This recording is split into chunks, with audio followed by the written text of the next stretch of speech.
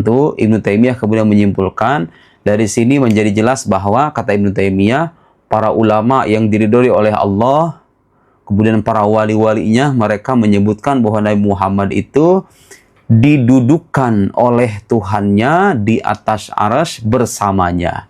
Coba Anda bayangkan itu akidah.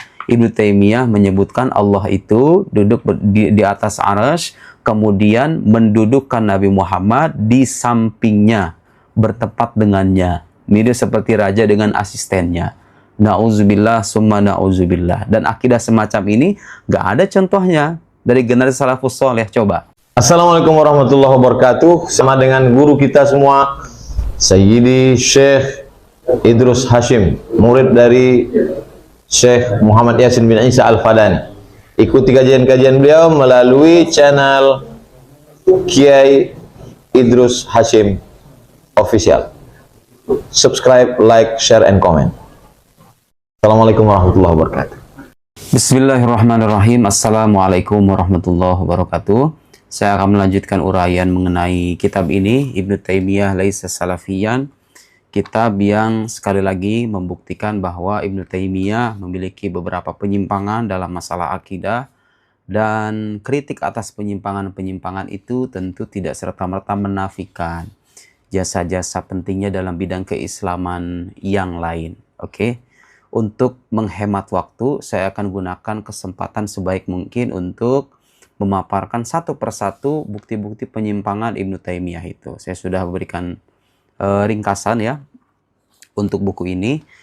Pertama, dalam buku ini disebutkan bahwa Ibnu Taimiyah itu menyebut Tuhan sebagai sosok yang bertempat.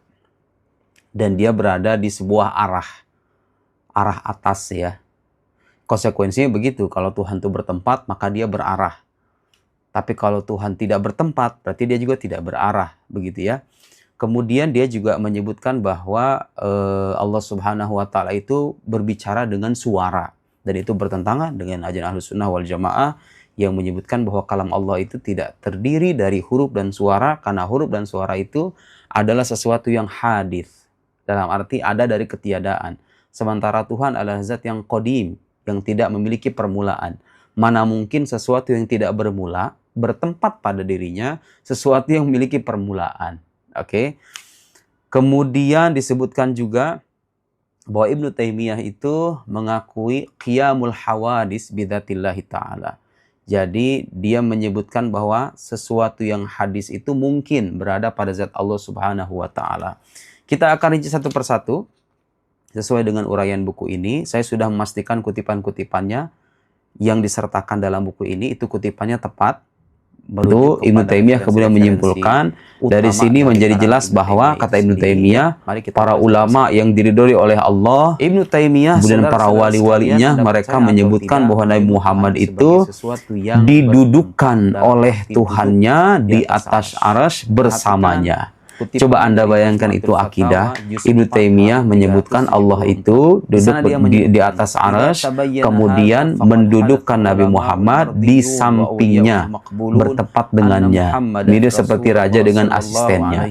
Na'udzubillah summa na'udzubillah. Dan akidah semacam ini nggak ada contohnya dari generasi salafus soleh. Coba kepada saudara-saudara kita dari Salafi Wahabi, bisa nggak Anda menyebutkan akidah yang diwariskan oleh generasi sahabat, tabi'in atau tabi'ut tabi'in yang menyebutkan bahwa Tuhan itu bertempat, lalu dia mendudukkan Nabi Muhammad di sampingnya, seperti halnya raja mendudukkan sekretarisnya di sampingnya, bertempat. Akidah kebertempatan ini tidak dikenal dalam ajaran salafus saleh, dan ini adalah sebuah bid'ah yang nyata. Jadi siapa bilang Salafi Wahabi itu begitu salafus saleh? Justru tokoh utama mereka membawa bid'ah dalam masalah akidah. Dan akidah semacam ini, nah mungkin Anda bertanya, kenapa Ibnu Taimiyah itu berpandangan semacam itu? Jawabannya, Syekh Muhammad Awais, dia menjelaskan bahwa Ibnu Taimiyah itu mengingkari majaz. Anda juga bisa cek bukunya ya, dalam buku yang berjudul Al-Iman, disebutkan di sana Ibnu Taimiyah menyebutkan wa taqsimul lugha ila haqiqah wa majaz taqsim mubtada' muhdats lam yantiq bihis salaf. Pembagian bahasa ke dalam hakikat dan majaz itu adalah pembagian yang baru yang tidak pernah diucapkan oleh generasi salafus saleh. Di saat para ahli bahasa, saudara-saudara sekalian, mengakui adanya majaz dalam bahasa Arab itu. Nah, mungkin termasuk dalam Al-Qur'anul Karim, tapi bukan pembahasan kita sekarang. Gara-gara dia mengingkari majaz, maka konsekuensinya ketika berjumpa dengan ayat-ayat yang mutasyabihat, ayat-ayat yang bunyi lahiriahnya seolah-olah menunjukkan keserupaan Tuhan dengan makhluk, Ibnu Taimiyah memahaminya secara harfiah. Ar-Rahman al-Arsy istawa, bagi Ibnu Taimiyah itu artinya Tuhan itu duduk di atas arsy, seperti yang tadi Anda lihat itu. Pembagian bahasa ke dalam hakikat, kutipan yang tadi bisa Anda simak itu. Yang baru yang tidak pernah. Nah, kemudian secara otomatis ketika ayat-ayat semacam itu dimaknai secara harfiah, dan itulah yang diwariskan sekarang oleh generasi Salafi Wahabi. Mereka menyebutkan Tuhan itu punya tangan, tapi kedua tangannya tidak seperti tangan kita. Gara-gara dia mengingkari Tuhan itu punya mata, tapi matanya tidak seperti mata kita. Tuhan itu punya wajah, tapi wajahnya tidak seperti wajah kita. Mereka lupa bahwa ketika Anda mengatakan Tuhan punya wajah, wajahnya tidak seperti wajah kita, Ar-Rahman, sadar atau tidak Anda sedang menisbatkan anggota tubuh kepada Tuhan. Karena manakala disebut kata wajah dan maksud dari kata wajah itu adalah maksud yang hakiki, maksud dari tangan itu adalah tangan yang hakiki, kemudian secara bahasa menunjukkan bahwa tangan wajah itu makna hakikinya adalah anggota tubuh. Jadi ketika Anda mengatakan Tuhan punya wajah, dalam makna yang hakiki berarti Tuhan punya anggota tubuh. Cuma setelah itu Anda menyebutkan anggota tubuhnya tidak sama dengan anggota tubuh kita. Tapi kan sama-sama punya anggota tubuh. Itu masalahnya. Akidah semacam ini masalahnya tidak dikenal tuh dalam generasi salafus soleh. Generasi salafus soleh seperti yang pernah saya jelaskan, ketika berjumpa dengan ayat-ayat semacam itu, mereka memilih untuk menyerahkan makna yang hakikinya kepada Allah Subhanahu wa Ta'ala. Mereka beriman kepada semua ayat-ayat itu, dan kita juga beriman. Tapi bedanya apa antara kita dengan Salafi Wahabi? Kita tidak mengisbat, kita tidak mengafirmasi makna zohir dari ayat-ayat semacam itu, karena itu mustahil berlaku bagi Allah. Duduk, bertempat, punya tangan, punya kaki, punya mata, itu min lawazimil jismiyah, itu konsekuensi dari kejisiman. Sementara Tuhan bukan jisim, bukan sesuatu yang tersusun. Karena Tuhan itu berbeda dengan makhluk, maka dia nggak punya anggota tubuh, dia nggak bertempat, dan seterusnya. Tapi itulah akidah Ibnu Taimiyah yang dijelaskan dalam beberapa bukunya. Mereka beriman kepada semua. Nah, yang menarik saudara-saudara sekalian, ketika Ibnu Taimiyah mengingkari majaz, pertanyaannya adalah apakah Ibnu Taimiyah itu konsisten dengan manhajnya sendiri dengan pengingkaran terhadap majaz itu? Jawabannya kata Syekh Mansur Uwais, Syekh Mansur Muhammad Uwais, dia menyebutkan Ibnu Taimiyah itu tidak konsisten dengan manhajnya. Mari kita akan buktikan. Saya sudah merefer ke kitab aslinya. Oke. Silahkan Anda buka sesuatu yang tersusun di Majmu'atul Fatawa juz 11 halaman 249. Oke. 249. Jadi ada ayat-ayat yang memang mau tidak mau itu Ibnu Taimiyah sendiri mentakwil. Jadi bagi orang-orang yang konsisten menolak takwil itu, kira-kira bagaimana Anda berjumpa dengan ayat-ayat yang tidak ada jalan kecuali ditakwil? Contohnya seperti ayat ini. Jawabannya kata Syekh Mansur Uwais, alam tara annallaha ya'lamu ma fis samawati wa ma fil ard ma yakunu min najwa thalathatin illa huwa rabi'uhum wa la khamsatin illa huwa sadisuhum wa la adna min dhalik wa la akthar illa huwa ma'ahum aina ma kan. Di Majmu'atul Fatawa tiadalah pembicaraan, tidak ada pembicaraan rahasia antara tiga orang kecuali Allah itu yang keempatnya. Tiadalah pembicaraan rahasia antara 5 orang kecuali Allah itu yang keenamnya. Tidak ada yang kurang atau tidak ada yang lebih kecuali Allah itu bersama mereka. Illa huwa ma'hum.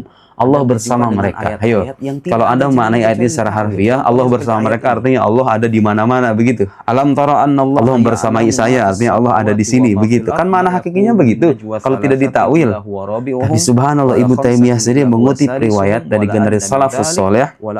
Kata Ibnu Taimiyah dalam Majmu'atul Fatawa, disebutkan di sana tiadalah pembicaraan rahasia antara tiga orang. Walihada qala Ibnu Abbas wa Dhahhak wa Sufyan ats-Tsauri wa Ahmad ibn Hanbal huwa ma'ahum bi ilmihi.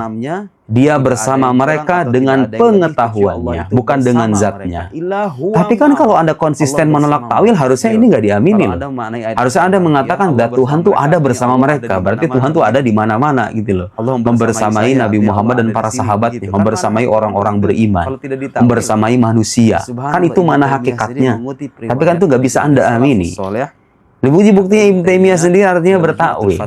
Kemudian disebutkan di beberapa baris setelahnya, setelah menyebutkan riwayat huwa ma'ahum bi ilmihi, dia bersama mereka dengan ilmunya, dengan pengetahuannya.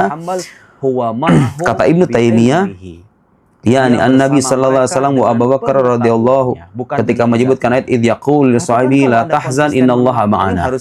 Ucapan Sayyidina Abu Bakar kepada Rasulullah, la tahzan innallaha ma'ana, jangan engkau bersedih karena Allah bersama kita. Yakni an-Nabi sallallahu alaihi wasallam wa Abu Bakar radhiyallahu anhu wa huwa ma'a Musa wa Harun duna Fir'aun wa ma'a Muhammad wa sahibihi duna Abi Jahal wa ghairi min a'dahi wa ma'al ladzina taqaw wal ladzina hum muhsinun min adh-dhalimin al-mu'tadin falau kana ma'na al-ma'iyya annahu bi dzatihi fi kulli makan huwa ma'ahum bi tanaqadu al-khabar khas wal khabar alam balil makna. Nah ini pengetahuannya annahu ma'a haula bi nasrihi wa ta'yidihi, yakni an-nabi sallallahu alaihi wasallam. Jadi ketika disebutkan Allah bersama mereka, itu kata Ibnu Taimiyah maknanya Allah membersamai mereka dengan pertolongannya dan penguatannya.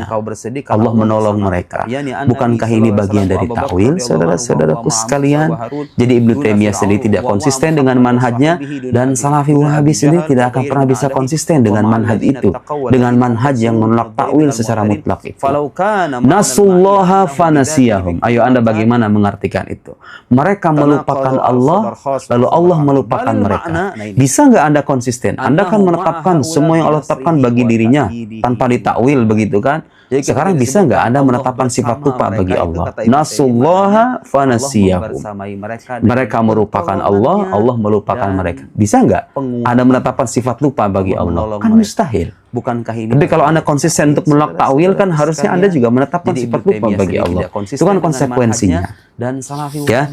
Jadi manhaj yang menolak takwil secara membabi buta itu tidak akan bisa konsisten ketika membaca ayat-ayat Al-Qur'an yang memang mengharuskan adanya takwil.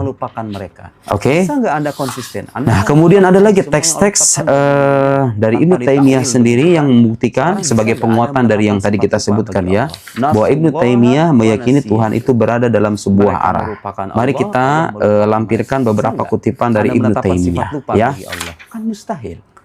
Tapi kalau Anda konsisten untuk menolak, misalnya di halaman buku ini, lihat ya. Jadi manhaj wal bari subhanahu wa ta'ala, kata Ibnu Taimiyah, fauqal alam fauqiyah haqiqiyah. Allah subhanahu wa ta'ala itu berada di atas alam dengan keatasan yang hakiki. Laisat fauqiyat rutbah, bukan di atas dalam arti kedudukan. Kama anna taqaddum ala syai' qad yuqal innahu bi mujarrad rutbah kama yakunu bil makan mithlu taqaddum, dan seterusnya. Jadi kutipannya intinya Ibnu Taimiyah mengakui Tuhan itu berada di atas alam, bukan dalam arti kedudukannya, tapi dalam arti yang hakiki, di atas, benar-benar di atas, berada di arah atas. Ada lagi kutipannya, saya sudah cek kutipan ini di Risalah At-Tadmuriyah. Wal bari subhanahu Ibnu Taimiyah menyebutkan fala raiba anna Allah fawqal alam mubayyinil makhluqat wa kadzalika yuqal liman qala Allah fi jiha aturidu bidzalika anna Allah fawqal alam aw turidu bihi anna Allah dakhil fi syai'in minal makhluqat. Fa in aradta al-awwal, jika engkau menghendaki yang pertama itu maksudnya anna Allah fawqal alam fahuwa haqqun wa in aradta tsani fahuwa batilun. Nah, yang tidak kalah menarik saudara-saudara sekalian, Ibnu Taimiyah itu meskipun menetapkan arah atas bagi Allah Subhanahu wa taala, di kitabnya yang lain dia menyebutkan bahwa amma qaulul qail alladzi natlubu minhu ay ya'taqidahu ayan fil jiha 'anillah wa tahayyuz falaysa fi kalami itsbatun li hadzal lafz. Jadi kata Ibnu Taimiyah dalam ungkapanku itu nggak ada penetapan atas lafaz jihah atau arah itu. Lianna itlaq hadzal lafaz nafyan wa itsbatan bid'ah. Menetapkan lafaz itu ataupun menafikannya, kata Ibnu Taimiyah itu bagian dari bid'ah. Lah tadi Ibnu Taimiyah menetapkan arah atas. Sekarang dia menyebutkan bahwa menyebutkan lafaz jihah di kitab lafaz arah maksudnya menyebutkan bahwa ditetapkan itu bid'ah, dinafikan juga bid'ah katanya. Lah Ibnu Taimiyah berarti melakukan bid'ah kalau begitu. Karena dia menetapkan arah atas bagi Tuhan Allah Subhanahu wa taala. Wa ana la aqul illa ma jaa bihi alkitab was sunnah wa tafaqa alaihi as-salaful ummah. Aku tidak menyebutkan kecuali apa yang disampaikan oleh Al-Qur'an dan sunnah dan apa yang disepakati oleh para ulama salaf. Saudara-saudara sekalian, kalau Anda cek kitab-kitab riwayat tidak ditemukan bahwa generasi salafus soleh itu mengisbat atau mengafirmasi makna zohir dari ayat-ayat mutasyabihat seperti yang dilakukan oleh Ibnu Taimiyah itu. Kenapa demikian? Karena ketika Anda menyebutkan Tuhan itu berada di atas dalam arti arah itu hanya berlaku penisbatan berlaku bagi jisim dengan jisim yang lain. Saya sekarang misalnya berada di depan kamera. Kamera ini berupa jisim, saya juga berupa jisim. Karena itu terlahirlah arah depan. Anda bisa menyebut saya sekarang di atas kursi. Ada istilah di atas. Karena kursi itu jisim, saya juga jisim. Jadi keberarahan, kebertempatan itu adalah konsekuensi dari kejisiman. Nah, sekarang mari kita kutipkan ungkapan Imam Al-Ghazali. Nah, kalau ini baru ajaran salafus saleh. Karena ketika Allah Subhanahu wa taala berfirman wa huwal qahiru fawqa ibadihi. Ada kata fauq di atas hamba-hambanya. Wa fi qawlihi yakhafuna rabbahum min fawqihim. Mereka takut kepada Tuhan mereka di atas mereka. Falya'lam annal fawq ism mushtarak yutlaq li ma'nayain ahaduma nisbatu jismin ila jismin. Jadi arah atas itu kata Imam Ghazali berlaku pada penisbatan suatu jisim dengan jisim yang lain. Ya, kalau sekarang misalnya lampu di atas saya, lampu itu jisim, saya juga jisim. Makanya ada istilah di atas, ada arah atas. Arah itu muncul sebagai sifat penisbatan antara jisim dengan jisim yang lain. Oke, biayakuna ahaduhuma a'la wal akhar asfal. Yang satu di atas, yang satu di bawah. Muncul istilah arah atas. Yani annal a'la min janib ra'sil asfal. Wa qad yutlaq li fawqiyati rutbah. Tapi kata fawq juga bisa menunjukkan makna atas dalam arti kedudukan. Seperti halnya misalnya bos di atas karyawan. Bukan berarti bosnya itu duduk di atas, tapi kedudukan bos itu di atas karyawan. Misalnya begitu. Presiden di atas rakyat. Maksudnya itu kedudukan secara maknawi ya. Wa bihadzal ma'na yuqal al-khalifah fawqa sultan. Nah, itu contoh seperti khalifah di atas sultan, was sultan fawqa al-wazir, wa kama yuqal al-ilm fawqa al-amal. Ilmu itu di atas amal. Bukan berarti ilmu itu ada di arah atas, tapi maksudnya kedudukan ilmu di atas amal. Wasyagha fawqa dibagha. Wal awal, makna yang pertama, nisbatu jismin ila jismin, penisbatan sebuah jisim dengan jisim yang lain, kata Imam Ghazali, wafa yastad'i jisman yunsabu ila jismin. Jadi makna fauq, makna atas yang pertama, makna atas yang pertama maksudnya atas dalam arti arah secara indrawi ya, itu mengharuskan adanya penisbatan jisim dengan jisim yang lain. Jadi walhasil kalau Anda menyebutkan Tuhan itu ada di atas, sadar atau tidak itu konsekuensi akhirnya Anda menyebut Tuhan itu sebagai sebuah jisim, sebagai sebuah sesuatu yang tersusun.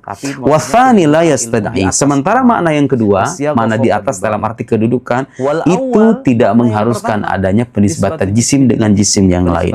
Falya'taqid al-mu'min, maka hendaklah orang beriman qat'an, meyakini secara pasti annal awwal ghairu murad. Makna di atas yang pertama dalam arti di atas secara indrawi, arah begitu, itu tidak dimaksudkan oleh nas-nas Al-Qur'an itu. Wa annahu 'ala Allah ta'ala muhal, dan itu mustahil bagi Allah karena Allah bukan jisim. Jadi ketika dikatakan Allah bertempat di atas aras, itu akidah keliru, karena sesuatu yang bertempat di atas jisim itu adalah jisim. Arsy itu kan jisim, langit itu kan jisim. Bagaimana mungkin Anda menyebut Allah bertempat di atas arsy atau di atas langit, sementara Allah bukan jisim, bukan sesuatu yang tersusun. Fa innahu min lawazimil ajsam, bukan saya yang menyebut. Keberarahan termasuk kebertempatan itu min lawazimil ajsam, merupakan konsekuensi dari jisim, aw lawazim a'radil ajsam. Oleh nas-nas Al-Qur'an. Dan sekarang begini ya, kalau kita timbang secara logis begitu, akidah yang menyebutkan Tuhan bertempat, duduk di atas arsy atau di atas langit, itu akidah bermasalah. Kenapa? Karena Allah Subhanahu wa Ta'ala itu adalah wujud yang tidak bermula. Ini disepakati oleh semua orang Islam. Allah itu tidak ada permulaannya. Anda menyebut Allah bertempat. Ketika Anda menyebut Allah bertempat di atas arsy atau Allah bertempat yang tersusun di atas langit, coba Anda perhatikan. Berarti ada permulaan dong bagi kebertempatan Allah itu. Karena kan langit dan arsy itu sesuatu yang bermula tuh. Tadinya kan nggak ada tuh. Arsy ini tadinya kan nggak ada. Kemudian dia ada. Nah, ketika Anda menyebutkan Tuhan bertempat di atas arsy, sebelumnya tidak bertempat, berarti ada permulaan dari kebertempatan Tuhan itu. Di atas arsy atau ada permulaan. Sekarang masuk akal nggak? Sosok yang tidak bermula bertempat pada sesuatu yang memiliki permulaan. Sebelum adanya arsy, sebelum adanya langit, lalu bagaimana Anda menyebut Allah itu bertempat di mana dia? Kalau Anda menyebutkan tadinya dia tidak bertempat, kemudian bertempat, berarti kalau begitu Tuhan mengalami perubahan. Tadinya tidak bertempat, kemudian bertempat. Tuhan mengalami perubahan dan Tuhan memiliki permulaan di balik kebertempatannya. Apakah itu akidah yang diajarkan oleh salafus saleh? Kita tidak menjumpai riwayat dari sahabat, tabi'in maupun tabi'ut tabi'in yang menyebutkan bahwa Tuhan itu bertempat dalam arti duduk, meskipun setelah itu dinafikan duduknya tidak seperti duduknya kita. Tapi kan ketika Anda mengatakan bertempat dan duduk, ada hakikat kebertempatan yang sama ketika itu.